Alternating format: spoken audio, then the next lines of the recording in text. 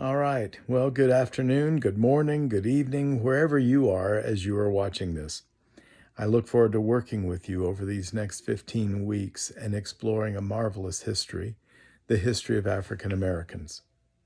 I've taught this course for the last 8 years. I love this history. I love the people that lived this history. I love the courage, the bravery. I love the fact that, frankly, of the people who we talk about in American history courses, African Americans were the ones who never lost hope. They never lost faith. They always believed in the promise of America, even when the founders of this country and their descendants did a fine job of denying the blessings that they promoted. They denied them to African Americans. And yet, African Americans believed in the promise of America. When Jefferson wrote, "All men are created equal," African Americans believed it. When others talked about equality under the law, African Americans believed it. And in many ways, I've always believed that African Americans are probably the truest of all Americans because they never lost hope in the promise of this country, and they always believed that the blessings that were described applied to them too. We're going to start with chapter 1. Probably the first 7 chapters of our book really deal with slavery, the origins of slavery, the development of slavery, the profitability of slavery in this country, and the ramifications of slavery in this country. At some point, we fight a civil war and we get to the other side of that, only to find that the losers of the war decided that they didn't like the way the war turned out. So they would create a system, Jim Crow, that kept African Americans permanently as an underclass economically, underclass socially, and an underclass politically. It took about 100 years from the end of the Civil War until a second Reconstruction, where some of those blessings were finally restored.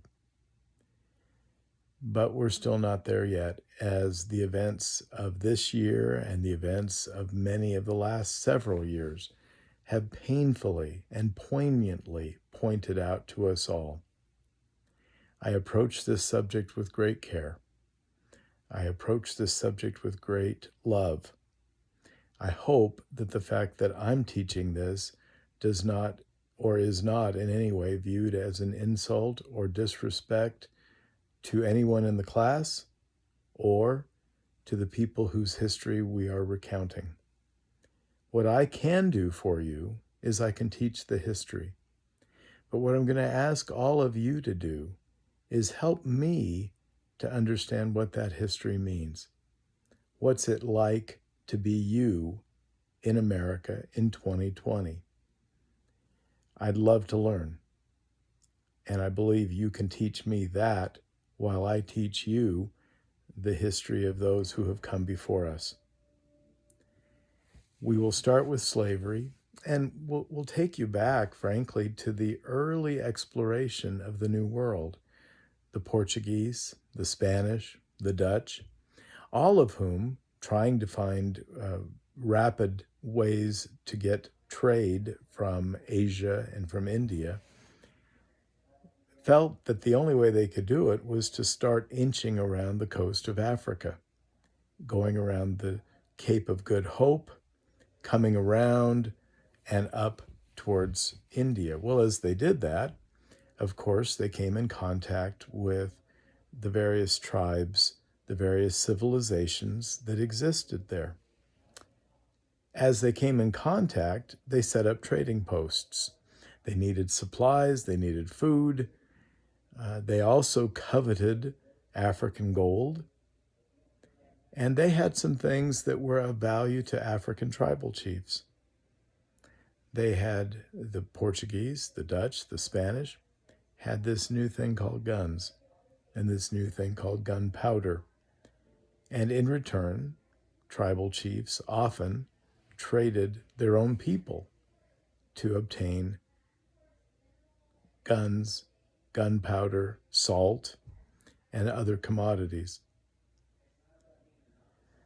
What an awful thing that this opened up. But as you know, slavery has been around really about as long as people have been on this planet. That was the common thing done to people that were defeated in war. They were either killed or they were taken into slavery. In fact, the word slave comes from an Eastern European group of people called the Slavs. They were caught in the middle between Russia and Europe, and each side wanted workers, and they would just go to this area and grab the Slavs. And that name, Slav, became synonymous with slaves. Every civilization, from the beginning of civilizations, frankly, have enslaved others.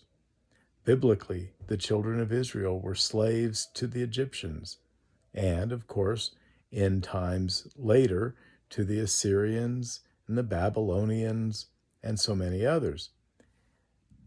The Egyptians enslaved their own people. Many of the slaves helped to construct the pyramids and some of the other great works of architecture in Egypt. Greeks enslaved Greeks, Romans enslaved Romans.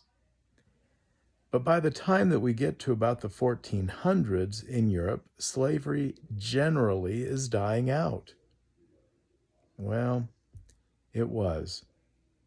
And Europeans found it to be quite profitable to trade gunpowder for humans. And they brought humans back to Europe. They brought African humans to the New World. We'll talk a little bit more about that and the ramifications. And sadly, we will spend much time talking about this horrific institution. It becomes horrific in the New World because what Europeans will do that is uncommon and unprecedented in the history of slavery is that Europeans eventually will make slavery permanent, and they'll make it based upon race. And that opens up all sorts of challenges and problems for both the slave owner and for the slave. And in fact, the British Broadcasting Corporation about 15 years ago did a beautiful special, a beautiful series on the history of racism. And they make the argument that it wasn't racism that caused slavery, it was slavery that caused racism. Their thinking was that once you enslaved a group of people, as opposed to everyone, once you enslaved a group of people, you had to explain why. And as you explain why them and why not others, that is where the racial stereotypes and racism itself, at least according to the BBC, originated. We'll see. We'll see what you think. I'd love to hear what you think about slavery, how it originated, and what the consequences of those originations have been for the slaves and for their descendants. Well, that's enough for now. I look forward to talking to you. I look forward to having conversations with you. I think part of the reason that things have not gotten better in our country fully is because we don't have open and honest conversations one with another. And I invite you to view me as a safe place to talk to me about the things that are on your mind and on your heart about what it's like to be you in America in 2020. Well, I'd love to say have a great day. Maybe this conversation was a little too heavy to end with such a trivial goodbye, but I will say I look forward to working with you. I look forward to getting to know each and every one of you and to learning from you in the areas that you can teach me. We'll be talking to you soon. Bye-bye.